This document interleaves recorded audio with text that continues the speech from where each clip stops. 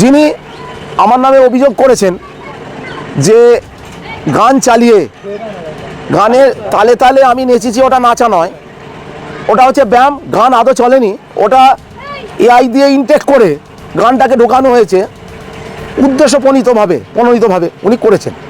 কারণ উনি আমার প্রতি ব্যক্তিগত ওনার প্রচুর রাগ আছে। রাগ থাকার কারণ তৃণমূলের সঙ্গে সেতুবন্ধনটা ওনার আমি করে দিই। তৃণমূল কংগ্রেসের সঙ্গে আমি তৃণমূল কংগ্রেসের অন্যতম জন্মদাতা 1998 সাল থেকে। ব্ল্যাকমেল করা, মানুষের সঙ্গে টাকা লুটপাট করা, যত অনৈতিক কার্যকলাপ উনি যখন করতে শুরু করলেন, ওনার সাথ আমি ছেড়ে দিই।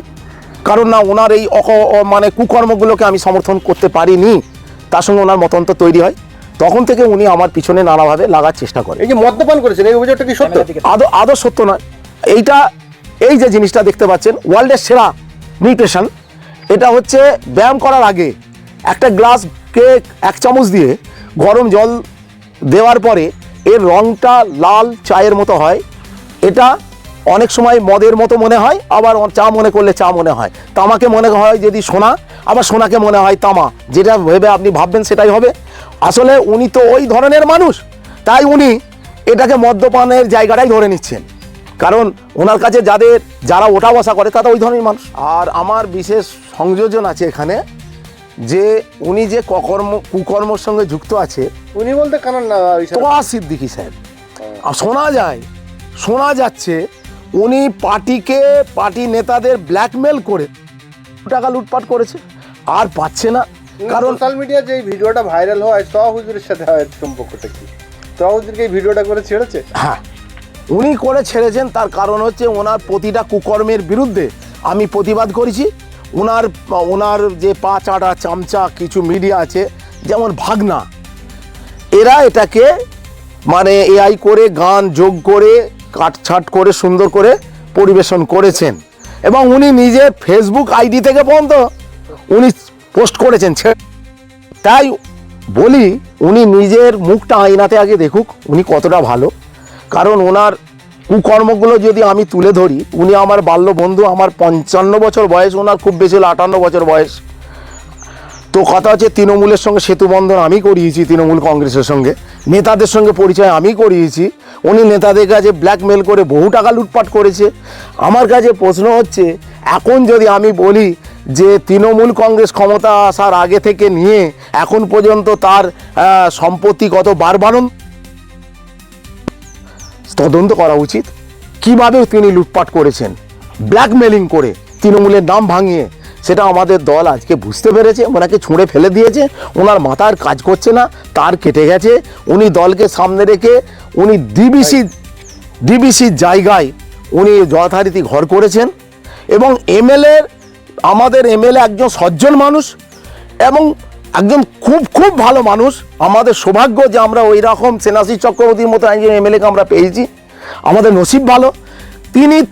উনি তার পিছনে পৌঁছে লেগেছেন। কারণ উনি কাউকে টাকা দেন না, ওনার কাছে গিয়ে তেল মারেন না, বরঞ্চ ওনাকে ওনার উন্নয়ন তহবিল থেকে টাকা দিয়েছে। সেই টাকায় উনি কি করেছেন, ড্রেনকে বুঝিয়ে দোকান করে ভাড়া দিয়েছেন।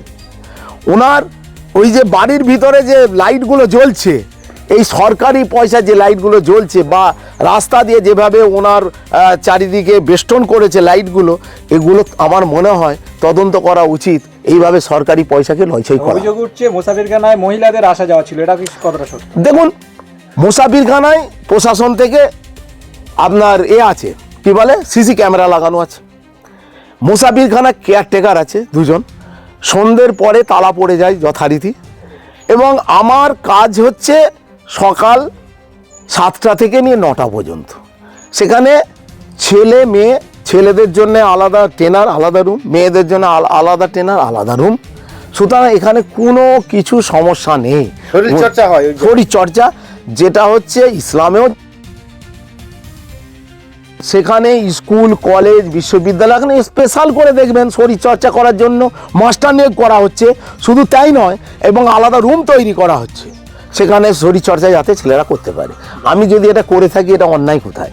আগে উনি, তবে হ্যাঁ, এই যে ওনার প্রতিবাদ যে আমি করছি, বা আরও করবে লোক বিভিন্ন করছে, ওনার পয়সা তো প্রচুর, 2 নম্বরই পয়সা। উনি কিছু টাকা পয়সা খরচ করে উনি কিছু গুন্ডা মাস্তানও পুষে রেখেছে, রাতের অন্ধকারে হুমকি মারছে, করছে। এইগুলো আমরা বলতে পারি। মুসাফিরখানা আমি কয়েক মাস আগে মানে স্বনির্ভর গোষ্ঠী মেয়েদের কাছ থেকে আমি ভাড়া নিই, যে মানুষের শরীর চর্চা করার, মানুষকে সুস্থতা দেওয়ার জন্য আমি ওখানে একটা সেন্টার খুলি। সেখানে হচ্ছে ব্যায়াম করানো হয়, ব্যায়াম শেখানো হয়, তার সঙ্গে আমরা পরিপুষ্ট খাবার আমরা তাদেরকে তাদের শরীরে ইনটেক করাই, এবং যত জটিল রোগ হোক না কেন তারা আস্তে আস্তে আস্তে সুস্থ হয়ে যায়। তো সেইটাই আমাদের চলছিল।